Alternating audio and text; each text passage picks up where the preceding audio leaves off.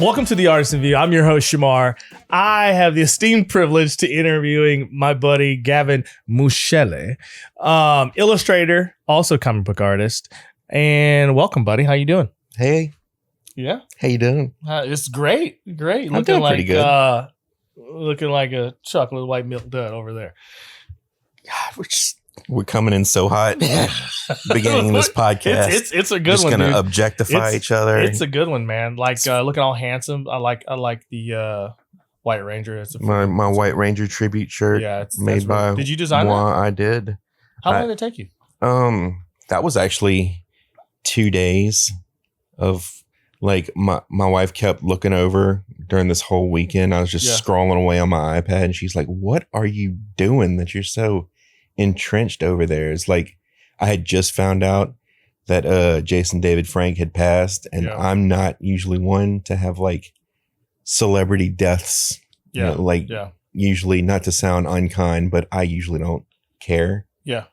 But like that was a dude. I mean, obviously fan of Green Ranger, White Ranger when I was a kid, but also nostalgia, basically. I mean, well, not just that. Like I was a big MMA fan back in the day too, and when he started like, you know, moving away from being just the Power Ranger and going into MMA and opening his gyms and like, you know, just like his career had the dips and the valleys, and he was clawing his way back, and he had his own like independent movie that he was putting together at the time. Yeah. And like just this dude that had seen the highs, had been to the lows, and was clawing his way back through sheer force of will. Yeah. And I was like, man, that is inspiring. This is an inspiring dude. Yeah. And he would post stuff like that on his TikTok and Instagram, just like hyping people up.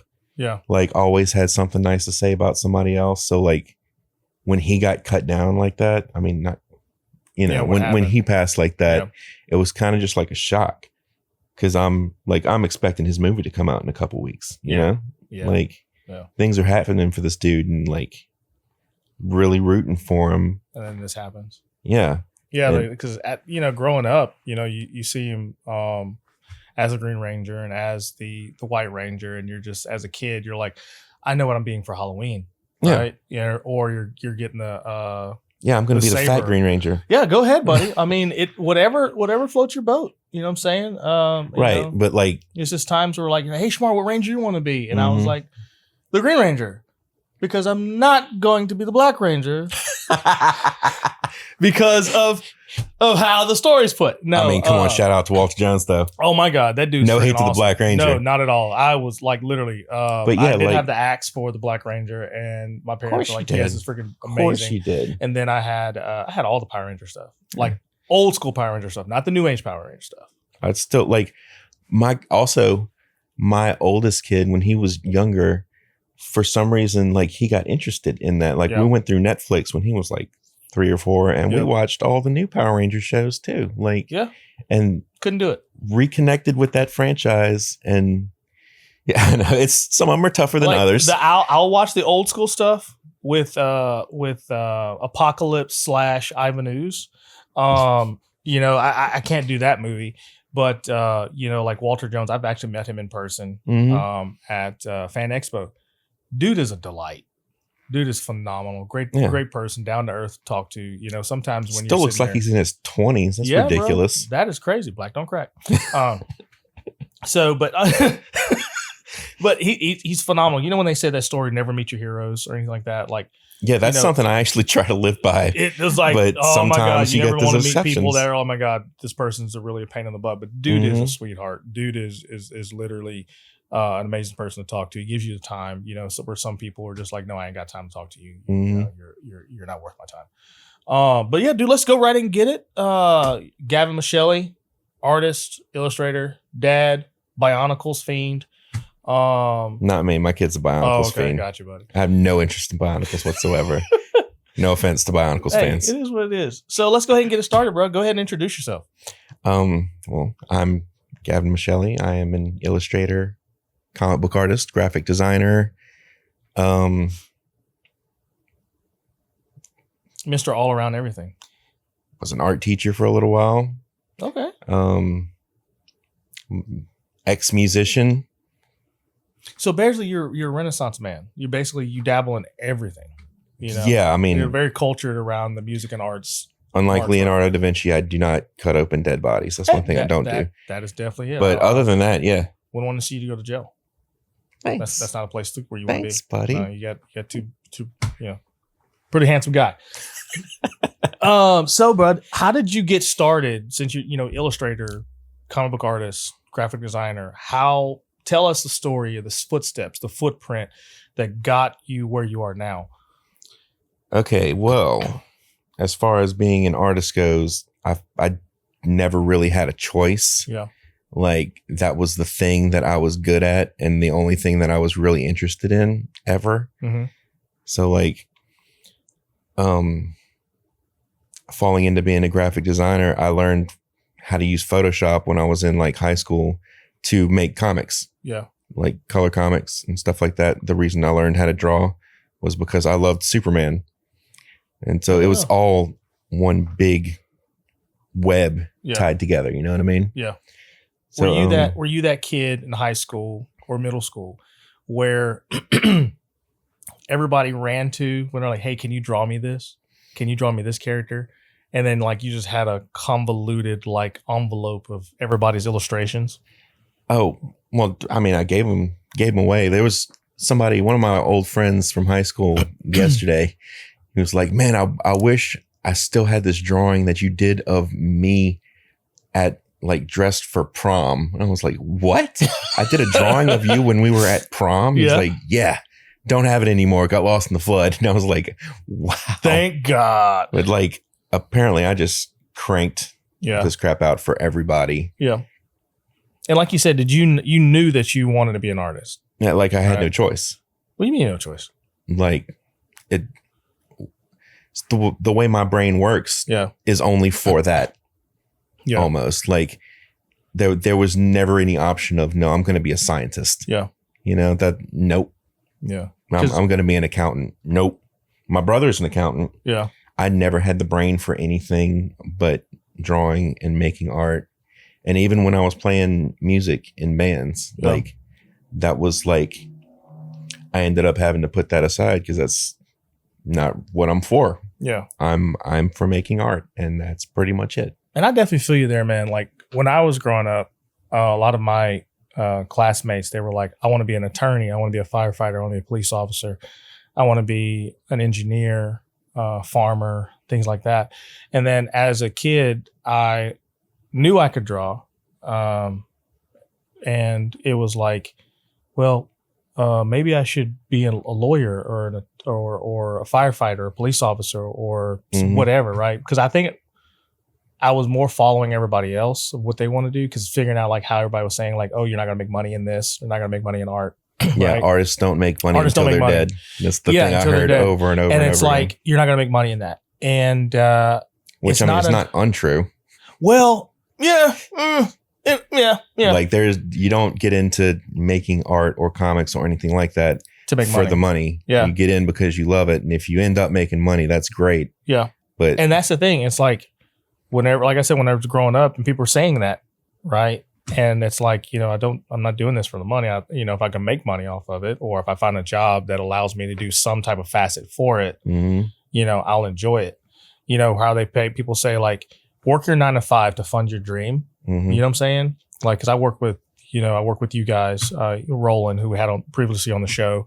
And we also, we work at Lamar, right? And we're all graphic designers, and I'm a 3D, part of the 3D team. We're all part of the 3D team and 3D modelers, but we have a job where we can create art, but we also get to be around a massive collective of artists. Right. And I don't know about you or anything like that, but I've been around many offices in law firms or chemical plants or around. And you're the only creative in those places. And it's like, in those places where it's like, okay, I can't be creative, because when, like I said, before in previous episodes, it's like when I went to McNeese and I graduated and I couldn't find a job because the recession hit when I graduated. And there were a lot of friends who went to other universities and they had like, yeah, I'm an engineer and I can't find a job. I'm like, holy crap. So I went to building scaffolds for 7 years until I went to the Dave School, right? And you find your passion, and it's like you reconnect with your passion, you know, to be an artist, rather than like, oh crap, I can make money in this. And it's different avenues you can go. Right. You just got to figure out how to spin it. Yeah. And that is the how big to find question. Your hustle. You do, because like, you know, when I went to the school, people were like, you don't have to be a visual effects artist. Use your artistic ability that you have here that we're teaching you. You can go to military sims, you go to video games, you go to movies, you go to VFX, illustration, excuse me, 3D medical sim, you know, and those type of things. And when just like I told Roland before, is seeing other fellow artists, you have amazing work. Like every time I walk past your desk and you have your iPad out and you're either working on He-Man or you're working on Skeletor, and I'm like, son of a gun, I gotta get back to drawing again, you know? And dude, like I said before, and I told Roland this, I commend you and I'm very happy to be your coworker. And it's amazing to see the type of content and the quality of design and artistry that you put out. Well, likewise, sir. You know? It's very kind of you to say. Hey man, you got to give people their you know, their kudos. Yeah. You got to, you know, give them their flowers, you know, all those type of things like you've heard. What is your favorite thing to do? Like illustration, comic book, freelance, you know, those type of things. I am creatively kind of a spaz. Like, I mean, I mentioned earlier being an ex-musician as well, just like whatever sparks my curiosity at the time. Yeah. But like right now I'm getting really into inking. And on the previous podcast, Roland talked about his inking journey. Yeah. And that's something that like, it never really appealed to me until it did. Yeah. And now I'm like fascinated with it. And like, I've gotten a couple of little inking gigs here and there and just like trying to explore that whole world. And Roland has helped you, like, because I know on the previous one we've talked about like gatekeeping and all that. And I know he's like, you know, that is for like people who are insecure. He's you know, he said that, and I definitely believe it. And he's helped you with the inking because of his processes and what he went through, which is a great thing, which is great advice that I always tell people. If you have the knowledge to pass on to other people, you know, it's free, you know, and to help, which is a great thing. Oh, well, when Roland was, when I first met Roland, we first started working together at Lamar. Yeah. He was working on a book called The Odyssey. And if you're familiar with inking deadlines, they're pretty tight. Like, you got to get the stuff out. So I would go over to his house in evenings after work and help him like ink the like the backgrounds and spot blacks is what they call it. Just fill in big black areas and just help him out. And he'd show me like, this is how you use a nice brush. Because like, even having gone to school to be a painter, like an oil painter, I had never really used a nice brush before. Like a sable hair. Like oil painting? Yeah. That's what I went to school for. I went to LSU for studio art with a concentration in drawing and painting. So I was trained like, you know, live models and landscapes and all that. I mean, I had some great teachers, learned a lot about color theory and drawing and working in different mediums. But like when you're, especially at the student level, they didn't really harp on materials quite as much. Like I learned more about using the right kind of charcoal from one teacher who was passionate about that. But it depends on who you have. And you know, like when I started kind of apprenticing with Roland, he was like, this is the Raphael sable hair brush. This is how you handle it. Yeah. This is the kind of like how it's supposed to feel. Here's how you clean it properly. Yeah. Like all that stuff. And that was like a whole new world for me. Yeah. And also, I mean, besides just learning how to ink, Roland started taking me to conventions. And like my first Comic-Con that I had ever gone to as a fan, as anything, was New York Comic-Con. Which I love. Because It's the best. You talk about starting at the top of the mountain, but like he just wanted somebody with him to, hang out while he was doing his work. And like, if he needed to get up to go pee or talk to an editor or something, he would watch my table, and I just went with him. Yeah. And that's by far, I think, about like learning between you two guys and watching y'all's work, right? Mm-hmm. I use this word a lot, astounded. For real, man. It's a pleasure to see you guys work. Like, I can just sit there and be a fly on the wall. Cause I have 3 Illustrator buddies. One of my buddies is in Puerto Rico, you and Roland.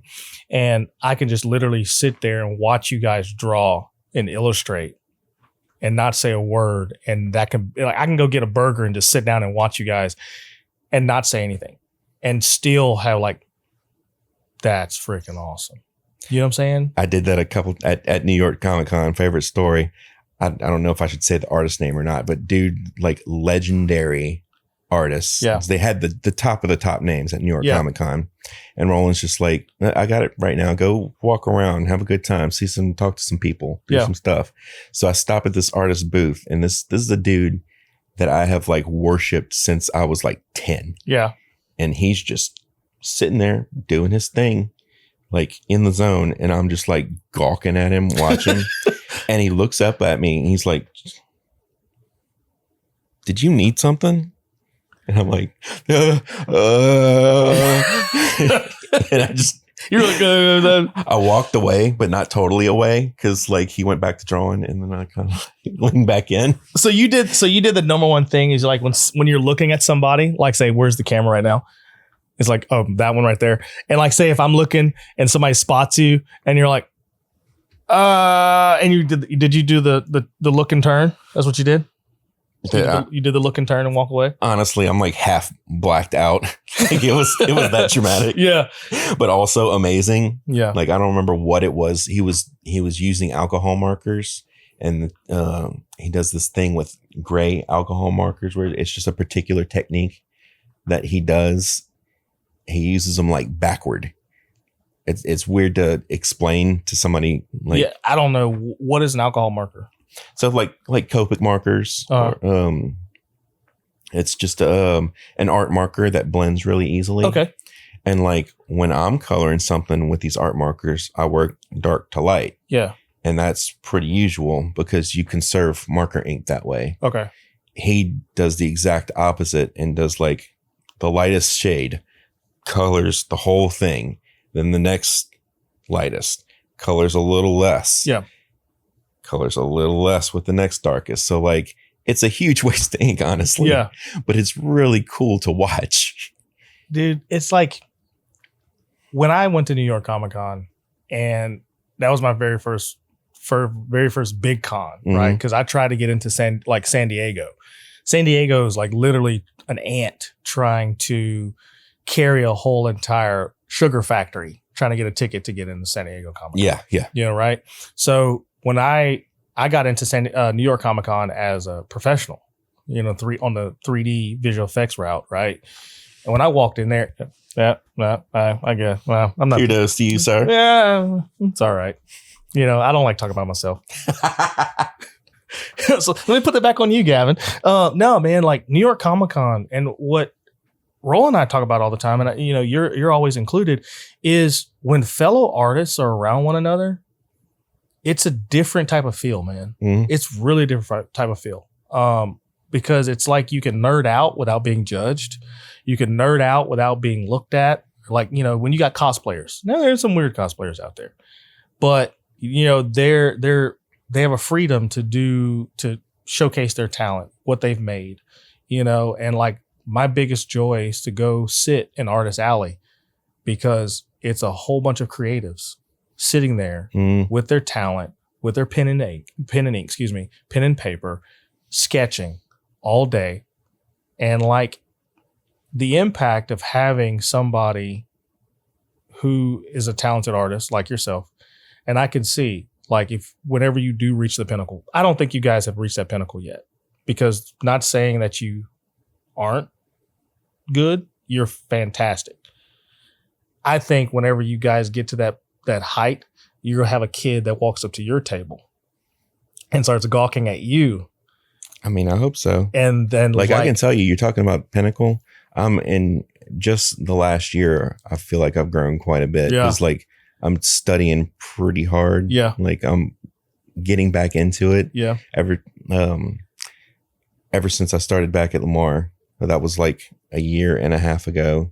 So worked at Lamar with Roland, left for a long time, came back, and now I work with Shamar and Roland, and that's where we are now. Yeah. So came back to Lamar from my old job, which I was an art teacher before that.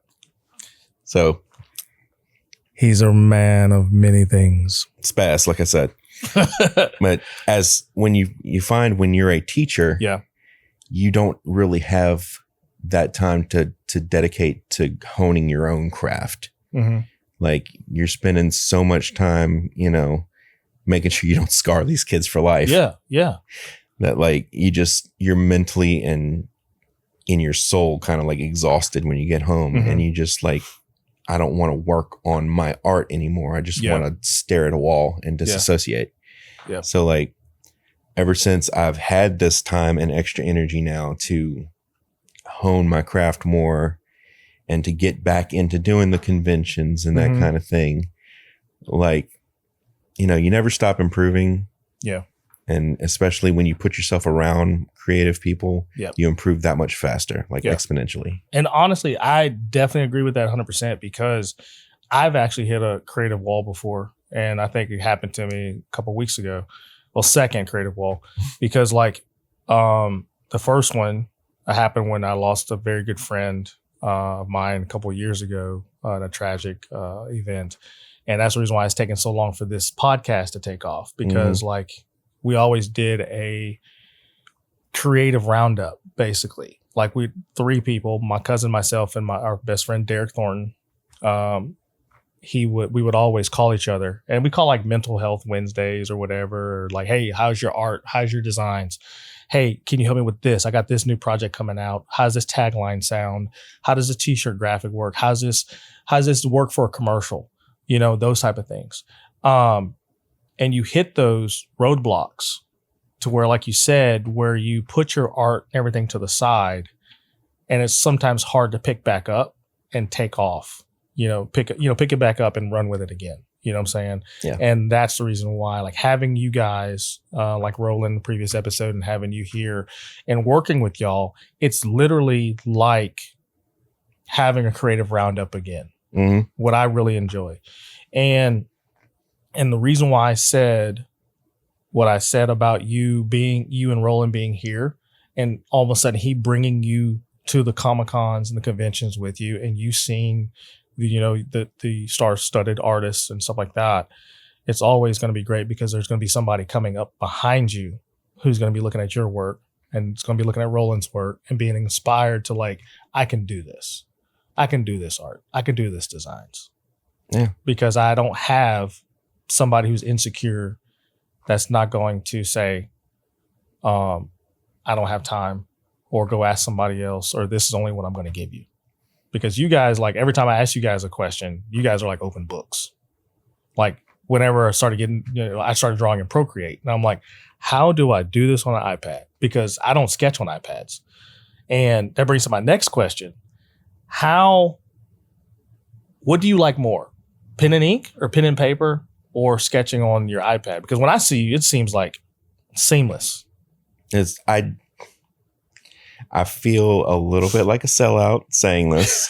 I definitely prefer the iPad better. Really? It's so much easier.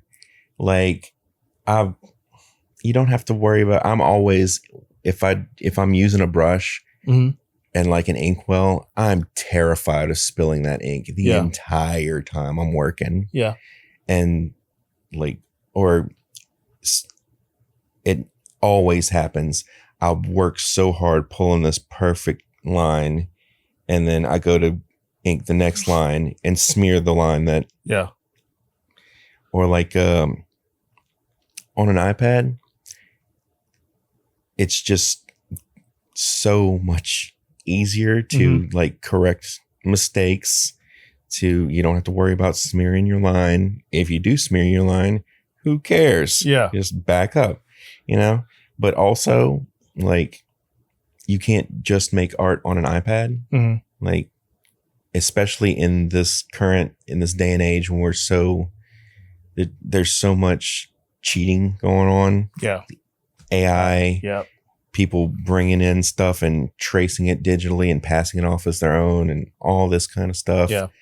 Like, in order to be secure with your own skills, you have to put in some work with a pencil and a paper and a pen and a brush. Like, you have to do that. Yeah. But also, like, at 9 o'clock at night, my wife's in bed watching her true crime dramas and she wants me to sit with her. Yeah. I can't bring my drawing board and sit with her in bed, but I can bring that iPad and I can sit there and draw my comics while she's watching murders on TV. On TV. And You're like, next 48, but I'm gonna go ahead and finish this line work right here. Right. But dude, it's what I really enjoy is, like, I really hope to get better using the iPad for illustration and drawing myself so I can get back into it, because majority it's like I'm just 3D, like, you know, open up Maya. Just 3D. Okay. Yeah, just 3D. That's it. 3D, and like open up Maya and Modo and all those 3D design packages, and like creating primitives, using primitives to create people, or, you know, characters or cars, you know, those type of things. So I just want to get back to being, not say going back, but like adding that to the weaponry. Yeah. If we should say of arsenal, put it that way. Well, I used to tell my students all the time when I was teaching, like, if you can't draw, you can't do any of the other stuff. You can't draw, you can't paint. If you can't draw, you can't sculpt. Yeah. You can't draw, you can't make any other type of art. Drawing is the foundation of all of it. Yeah. So, and the foundation of drawing is with a pencil and paper. Yeah. No way around it. I dig it. So where do you see, Gavin, where do you see yourself, your art in the next 3 to 4 years? See myself making the next masterpiece and being filthy rich off of it. I dig it. I'm speaking it into existence. Go ahead, man. You know, I'm working toward getting more inking work. Yeah. Furthering my skills as a graphic designer. Doing the odd commissions on the side. Also, I've been working on a story of my own, kind of set in like an ancient Roman Batman kind of deal. Okay. That, I mean, really interesting in a society that does not have prisons per se. Gotcha. What does a vigilante like a Batman do with his criminals? Gotcha. Because Batman doesn't kill. Right. Right. Gotcha. Okay. I dig it. I like it. And so, I mean, there's working on that. Just a lot of irons in the fire. Yeah. Because I can't just have one thing. Yeah. I think it's with every artist is like, you have a lot of irons in the fire. Are you easily distracted to jump from different projects to projects? Oh, yes. Okay. So you're like, I'm going to go ahead and start this one and I'm going to jump over to this one, but I'm going to go back and finish this one. Yeah. I feel like just started maybe half finished projects are the bane of every artist's existence. Yeah. And especially mine. I have a room full of like drawings that need to be painted and paintings that need to be finished and doodles that need to be turned into finished drawings in order to be painted. And on my iPad, you scroll through countless sketches or like just open white documents that have like reference photos that I've dropped in there. I'm going to draw something off of these reference photos one day. I mean, that's how it is. Like I know when I went to Dave's school and my professor of 3D modeling, who's literally the 3D modeling guru to us, Will Vaughn, told us, it was like, if you start a project, finish it. Because if you start it and think you're going to come back to it, it's not going to happen. You're just going to keep on just stockpiling, models after models after models. And I literally went back and looked at a folder of models I had. I was like, oh my gosh. You can definitely tell, like, I started it and I was like, okay, I'm going to start something else. I'm going to go back and finish that one and finish that one and finish that one. I'm just going to delete the folder. I'm actually going to respectfully disagree with your teacher from Dave's school. Really? So, but it's different though. It's like, come at me, Dave's school teacher.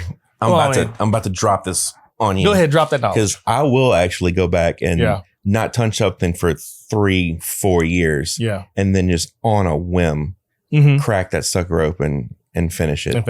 Because like I said, whatever catches my attention is what I'm going to do. So instead of trying to fight that, I've learned that I have to facilitate it. Yeah. Like instead of fighting my own inclinations and setting myself up to fail, let's set myself up to succeed. Let's just do it. Let's just go with how my personality is. And that's how basically what he was saying. The reason why he said you're not going to open those models back up and finish them is because you're going to, if you're not dedicated to go back and finish them, you're not.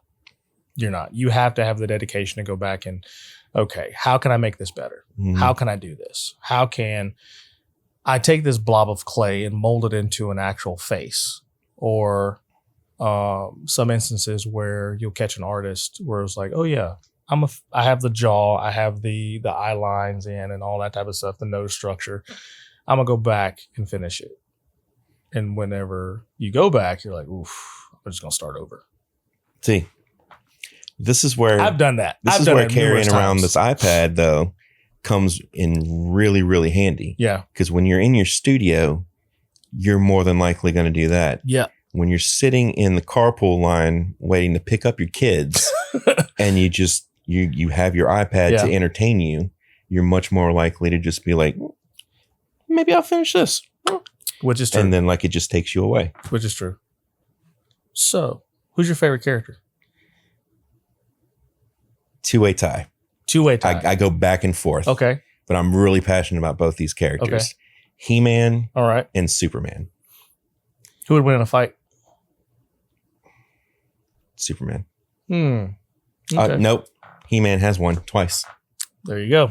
Superman's weak to magic. How could I have forgotten that? Yeah, he is super. Yeah, it is. So where can everybody find you, man? You have your socials out there, your websites? Or? Yeah, just Google Gavin Michelli art. You'll get an Instagram. There's a TikTok. There's a Facebook. There's a page full of links. There's a DeviantArt. There's an art state. Like every kind of social media I have. That's dedicated to art. I have them all, and they're all Gavin Michelli art. Gotcha. So, and for people who are just now starting their art, their illustration, comic book, drawing, design journey, no matter it be adult or child or mid or teen, what advice would you give them of how to start or how to finish? Don't think about that. Just jump in and do it. Like, don't worry about buying the right supplies. Don't worry about, I need to be at this level to do this. Just take whatever's around you and do it as soon as you have the inclination. I dig it. I like that little gem. So, ladies and gentlemen, we're going to end on that. This is my esteemed colleague, Gavin Michelli, illustrator, comic book artist. I'm your host, Shamar, with the Artisan View. We'll catch you next time.